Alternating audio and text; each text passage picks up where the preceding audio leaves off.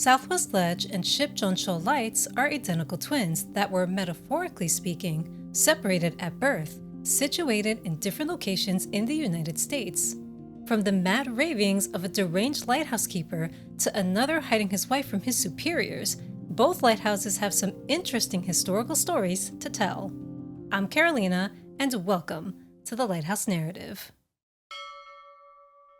Before the twin lights were created, there was 5 Mile Point Light, constructed to mark New Haven Harbor in Connecticut. While the station was established in 1805, the current lighthouse has been around since 1847, serving for 30 years. It had the potential to warn ships of Southwest Ledge, a submerged rock foundation just a mile offshore from the harbor's entrance, but it was deemed too far away. To correct the problem, a spark plug lighthouse would replace 5 Mile Point Light. Its estimated cost over $100,000. When the Lighthouse Board viewed the completed structure, fabricated by the company Ramsey and Carter in Baltimore, they were mesmerized.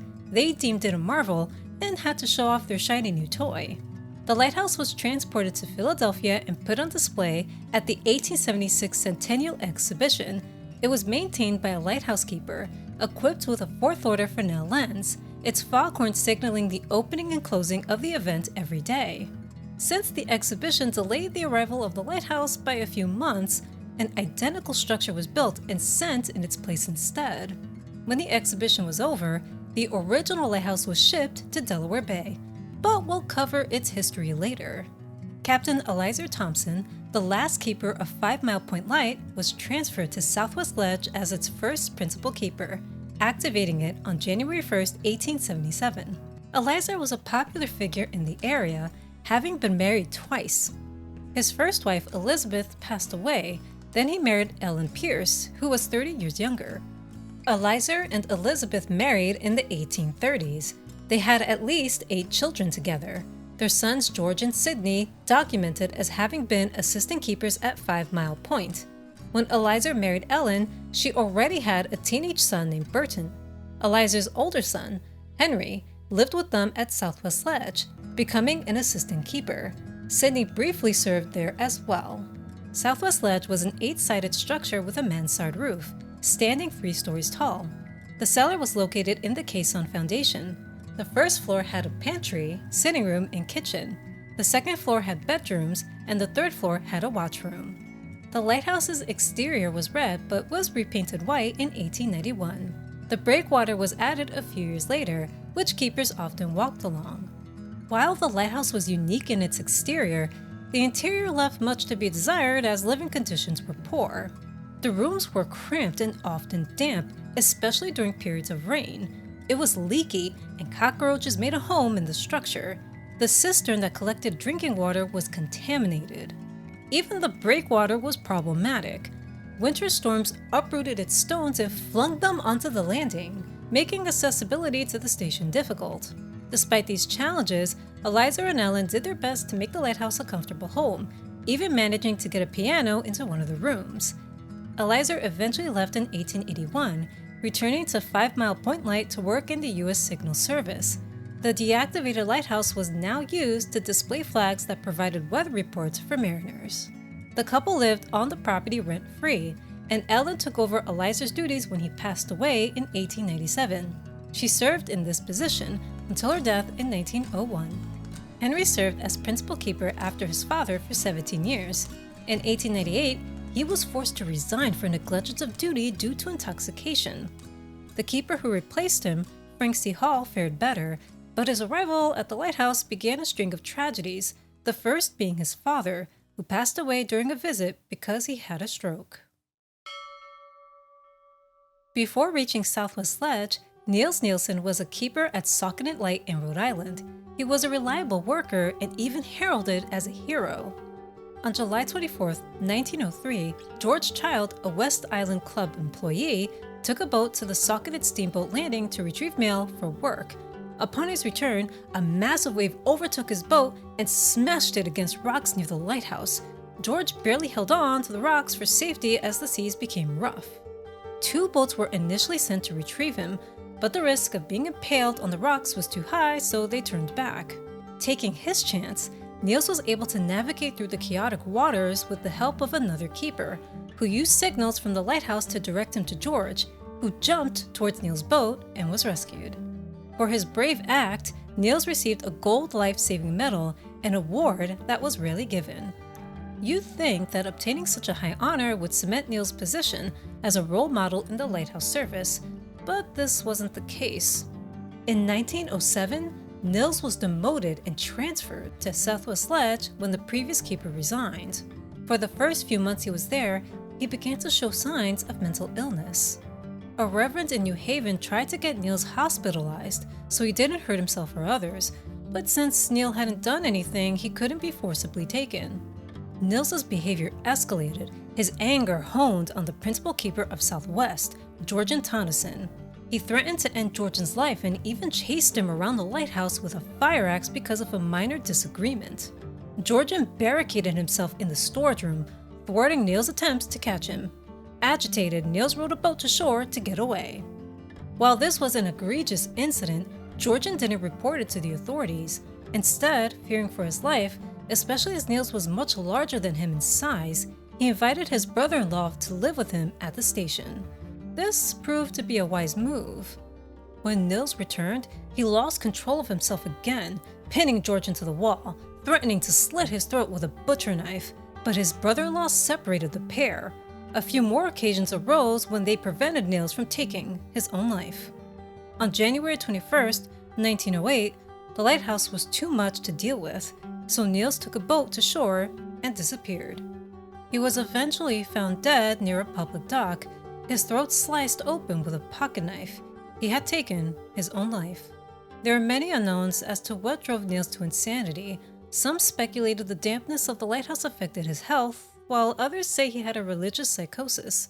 Either way, he never got the help he desperately needed to save his life. In 1926, keeper Albert Wilkinson and his assistant, Reuben W. Phillips, were preparing their boat for a duck hunting trip near the lighthouse. Albert was holding his shotgun, standing in the boat, when a wave crashed into it. Losing his balance, Albert fell over and the gun fired, a bullet piercing through his chest. Reuben navigated the boat to shore seeking medical aid, but Albert passed away from his wound. In November 1942, John Otzman, a principal keeper, suffered serious injuries when he lost his balance and fell off a ladder at the lighthouse, crashing onto a pile of rocks. He punctured his lung, broke his ribs, and injured his head. The Coast Guard rushed him to a hospital, but he passed away the next day at 67 years old. Southwest Ledge was a location riddled with bad luck, and thankfully, it was automated in 1953, no longer needing to be manned. The Coast Guard contemplated demolishing the structure for a low-maintenance tower, but it still remains to this day as an active aid to navigation and can be viewed from a distance at Lighthouse Point Park. Most lighthouses are named after the locations they were built in or by the hazards they warned of. When it comes to ship John Shoal, it was named after a shipwreck in Delaware Bay. On Christmas Eve in 1797, the ship John was sailing through the bay on the transatlantic voyage from Hamburg, Germany to Philadelphia. It suddenly ran aground on a shoal just 3 miles away from the entrance to the Cohansey River. The passengers, crew, and cargo were rescued, but the ship wasn't. The drifting ice cut the ship apart, eventually sinking it onto the shoal. The hazard remained unmarked until lighthouse construction commenced in the 1850s. Ship John Shoal Light was originally slated to be a screw pile lighthouse, but these plans were scrapped when the foundation of another screw pile nearby, Cross Ledge, was swept away by ice in 1856. If a screw pile design couldn't withstand the harsh winters of the bay, then what's the point of building it? Plans were changed for a stronger design, the spark plug lighthouse. Construction on the foundation started in 1874. Severe weather delayed the project, so a temporary light and keeper's dwelling were built on top of it. The next year, the keepers abandoned the light when the foundation shook from being struck by ice. They thought the whole thing was about to fall apart, but it held. In 1877, the iron lighthouse on display at the Centennial Exhibition was sent over and placed on top of the foundation, activating on August 10th. Riprap stone was added around the structure over the years to protect it from ice damage. The keepers of Shoal had to contend with harsh weather conditions in isolation, sometimes being trapped at the lighthouse for days at a time. The location was hazardous, so family members lived on the mainland. There was even a regulation that didn't allow women or children to visit the lighthouse, but this didn't stop one principal keeper from permitting his wife to see him on occasion. In 1903, during one of these visits, the keeper's assistant spotted a distinctive vessel heading straight for them. It was the lighthouse inspector.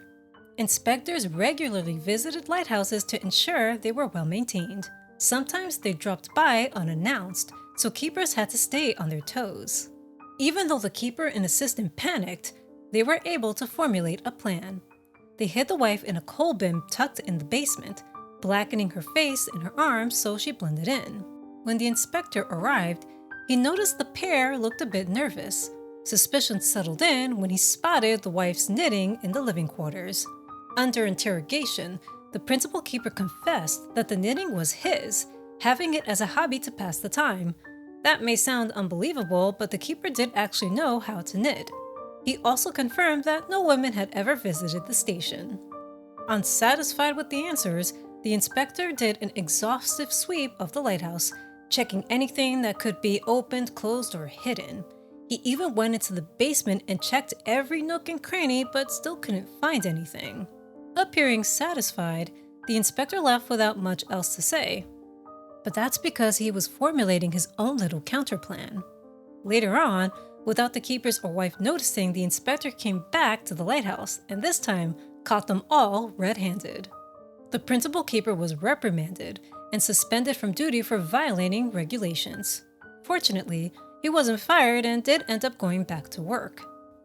Outside of this little hiccup, living at Shoal was relatively quiet. It had periods of activity when people visited. It's reported in the 1940s, the lighthouse received 200 to 300 visitors per year. This was when regulations on visits were slightly different. Aside from being tour guides, keepers were jacks of all trades. If something went wrong or broke at the lighthouse, they had to fix it themselves, from being a plumber to a mechanic. There wasn't such a thing as receiving help from the outside world. Keepers also worked in 12-hour alternating shifts to allow for rest.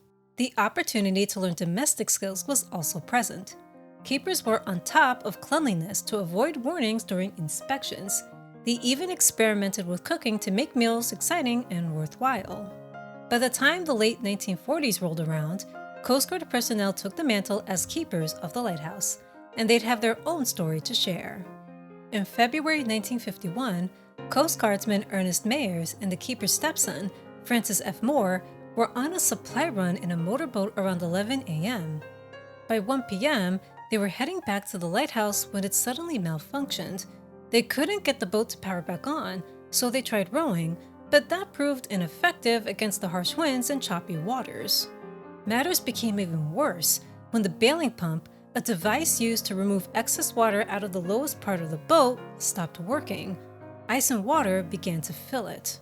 The stepson's father, Keeper George Richter, alerted the Coast Guard of their disappearance after a few hours.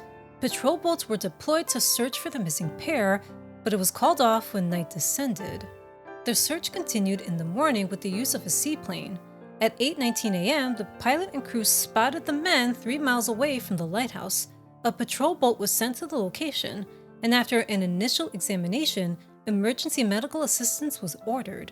The plane was sent down to take the missing men to the hospital. They were treated for frostbite on their hands and feet, but were able to recover from the ordeal, having been adrift for 18 hours. When Shoal was automated in 1973, all Coast Guardsmen were removed. The light has operated as an unmanned station ever since.